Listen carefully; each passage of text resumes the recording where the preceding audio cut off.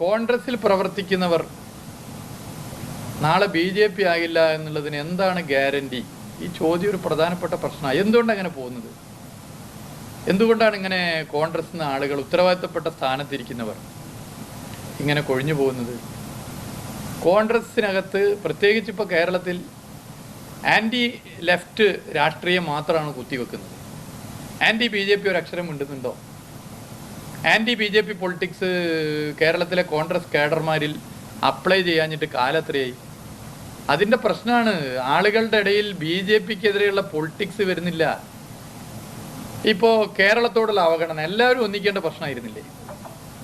കേരളത്തിലെ ജനങ്ങളെ ആകെ പ്രയാസത്തിലേക്ക് തള്ളിവിടുന്നൊരു നിലപാടല്ലേ? അതിൽ എല്ലാവരും ഒന്നിക്കേണ്ട വിഷയത്തിൽ കേരളത്തിലെ ധനകാര്യ വകുപ്പ് മന്ത്രിയെ ഒറ്റയിരുന്ന് ആക്രമിക്കാനല്ലേ കേരളത്തിലെ കോൺഗ്രസ് നേതാക്കന്മാർ ശ്രമിച്ചത്? മുഖ്യമന്ത്രിയും സർക്കാരിനെയും ആക്രമിക്കാനല്ലേ ശ്രമിച്ചത്?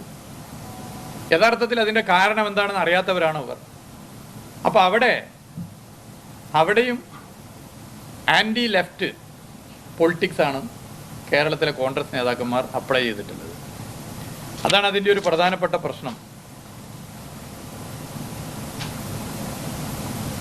ഇതിപ്പോൾ ചേർന്നല്ലേ, ഇതാണിപ്പോൾ ഒരു പ്രശ്നം. പത്രസമ്മേളനം നടത്തുമ്പോൾ ഈ കോൺഗ്രസിന് BJPയിലേക്ക് മാറുന്നതിൻ്റെ അപ്ഡേഷൻ എടുക്കൽ വലിയ ബുദ്ധിമുട്ടാണ്. നടന്നുകൊണ്ടിരിക്കുമ്പോൾ ആൾ മാറും. അതപ്പോൾ ഒരാൾ മാറിയെന്നത്. ഞാനിത് തമാശയായിട്ടോ സന്തോഷത്തിലോ പറയുന്നല്ല കേട്ടോ. ഇപ്പോൾ അങ്ങനൊരു വാർത്ത വരുന്നു എന്നുള്ളതാണ്. ഞാൻ എന്തായാലും അതിലേക്ക് കിടക്കുന്നില്ല. അതൊരു ഇപ്പോൾ മാറിയെന്നല്ലേ പറയുന്നില്ലേ? ഇപ്പോൾ മാറിയെന്ന് പറയുന്നു. അതിൻ്റെ വസ്തുത എന്താ? ഇതാണ് പ്രശ്നം. ഞാനിപ്പോൾ മാറിയൊരു 10-34 ആളെ പേരിങ്ങനെ എഴുതി വെച്ചു. ഇപ്പോൾ പെട്ടെന്ന് മാറുക. ഇതാണ് ഇതിൻ്റെ ഒരു പ്രശ്നം. എന്തുകൊണ്ട് ഇങ്ങനെ മാറും? കേരളത്ത് പരിശോധിച്ചാൽ കേരളത്തിൽ ഈ ഒരു പൊളിറ്റിക്സ് അപ്ലൈ ചെയ്യുന്നില്ല. അതുകൊണ്ട് കേരളത്തിലെ കോൺഗ്രസ് റാങ്ക് ആൻഡ് ഫയലിൽ ഇപ്പോൾ അന്ധമായ ഇടതുപക്ഷ വിരുദ്ധത മാത്രമാണ്. അതാണ് പ്രശ്നം. കേരളത്തോടുള്ള അവഗണന പോലെ തന്നെ മറ്റു പല വിഷയങ്ങളും നിങ്ങൾ എടുത്താൽ അത് കാണാൻ വേണ്ടി പറ്റും. അവിടെയൊക്കെ ഇതാണ് കാണാൻ പറ്റുന്നത്. എല്ലായിടത്തും ഇടതുപക്ഷത്തെ ഒരു അടിക്കുക എന്നുള്ള നിലപാടാണ്.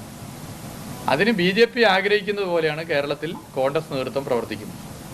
BJPയുടെ രാഷ്ട്രീയമാണ് കേരളത്തിലെ കോൺഗ്രസ് നേതൃത്വം അപ്ലൈ ചെയ്യുന്നത്. അതുകൊണ്ടാണ് ഈ പത്മജമാരൊക്കെ ഉണ്ടാകുന്നത്. അതുകൊണ്ടാണ് ഇങ്ങനെ പലരും കോൺഗ്രസ് വിട്ട് BJPയിലേക്ക് പോകുന്നത്. ദൗർഭാഗ്യകരമായ കാര്യമാണ്.